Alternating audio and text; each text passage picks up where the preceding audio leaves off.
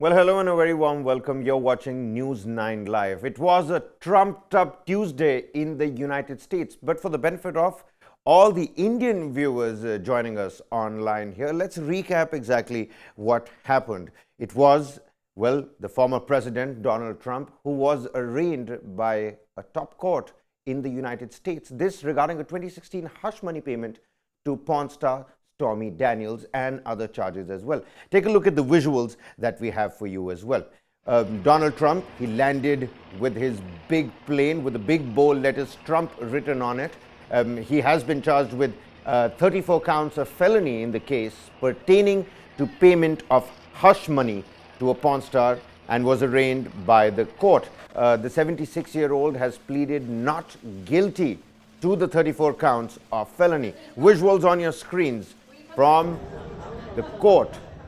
That's that big plane with the big bold letters Trump written all over it. That huge livery came in style to huge fanfare, was welcomed by Republicans and supporters as well. Die-hard Trump fans on the streets. Right outside the court, it was a proper division, almost like a Super Bowl, with pro-Trump supporters and anti-Trump supporters on either side of those fences. The mayor had already put forth that all Trump supporters are welcome, but let's not forget, this is their home and no violence or arson or vandalism was going to be tolerated.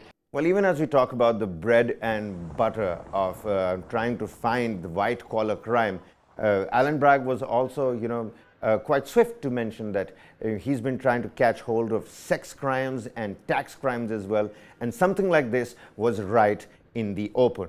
Now, after the arraignment, meeting his fans and everything, that entire cavalcade was recorded from the helicopters.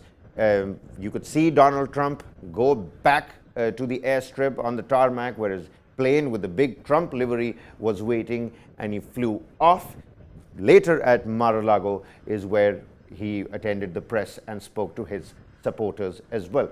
But what does Joe Biden make of it? What does the White House make of it?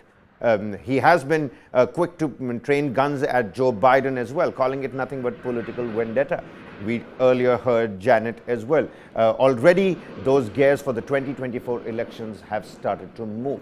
But White House Press Secretary Karine Jean-Pierre, let's take a look at what they had to say when she spoke about the focus of the Biden government vis-a-vis Donald Trump's arraignment.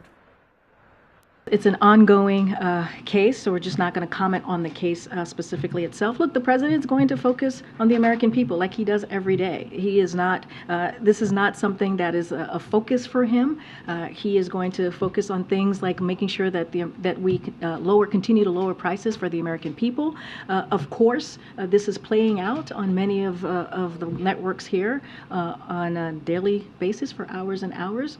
So obviously he will catch part of the news when he has a moment to catch up on the news of the day, but this is not his focus for today. Have you spoken to him in recent days about these developments? I have not. I have not focused. I have not spoken to him in the recent days on these developments. It's not. Again, it's not our focus. I will reiterate what I said last week when it occurred, when we first learned about the indictment. The president was not given a heads up. He was briefed by his chief of staff, and he learned about this just like all of you through the reporting.